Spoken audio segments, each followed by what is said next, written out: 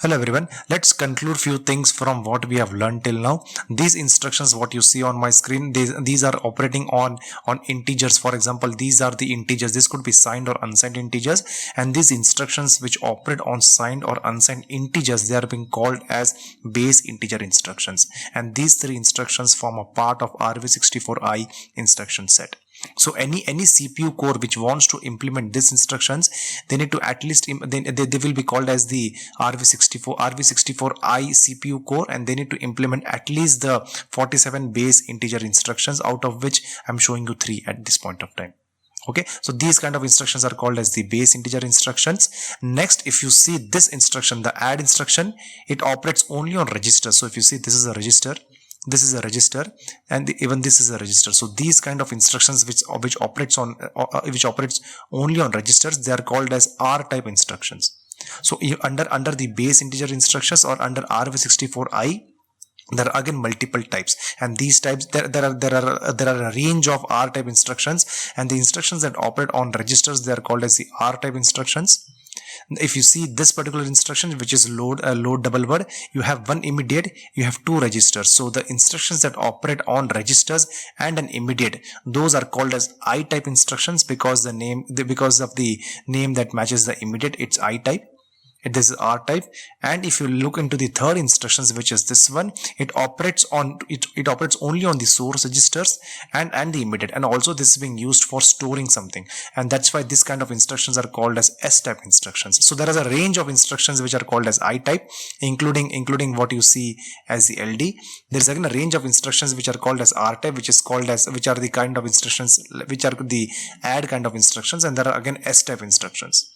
So these are how the instructions are again further classified. Other than the base integer instructions and floating point instructions, there are further more classifications of the instructions based on the location of the bits that you see over here. So it's being I type, R type, and S type, and there are further more which I'll be talking on as and when we go forward. Next, if you see all the registers present over here, all the registers that has been accessed by either I type, R type, or S type instructions, they are all 5 bits. Now if you look into some of the conclusions that we have made in the past couple of videos, something like this. For example, if you have a 2-bit, you can represent only 2 to the power 2, which is 4 numbers. If you have 3-bit, you can represent 2 to the power 3, which is 8 numbers.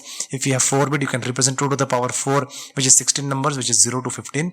In the same case, if you have 2 to the power 5, if you have 5 bits, you can represent 2 to the power 5, which is 32 registers. And that's the reason we have 32 integer registers present in the RISC-V architecture. And the naming or the naming conventions of the RISC-V integers are from x0 to x31, which is again 0 to 31, which is what we have seen over here as well. It's basically 0 to 2 to the power the number of bits minus 1, that is 0 to 7. Similarly, it's again 0 to 2 to the power 5 minus 1, which is 0 to 31. And that's why you have from x0 to x31 registers. The ABI, the application binary interface, does a system call through this particular registers. And how does it exactly do it? It does something like this. So the x0 register, the register which is present over here, it's the ABI name. There is a specific name through which you can access the internal registers of the RISC-V CPU core, and the ABI name that is being given to this particular register is 0. The ABI name for x1 is RA. R is return address. We'll talk a lot about the terms which I'm introducing over here in as and when we go further. So the x1 is being called as the RA, where we store the return address. As x2 is called as the stack pointer. The x3 is called as the GP, which is the global pointer. x4 is called as the thread pointer. x5 to x7 is the temporary registers, where you actually store some of the data, or temporarily store some of the data from a few calculations. So I'll talk about that. These are very related to the stack pointer and all those concepts. We'll talk about that once we reach there. X8 is called as the saved register or the frame pointer, as X8 and X10 are called the saved register. From X10 to X11 are called as the argument register. So these are the registers where you can pass on the arguments. I'll again talk about that once we reach there. X12 to X17 are something, again, the argument registers.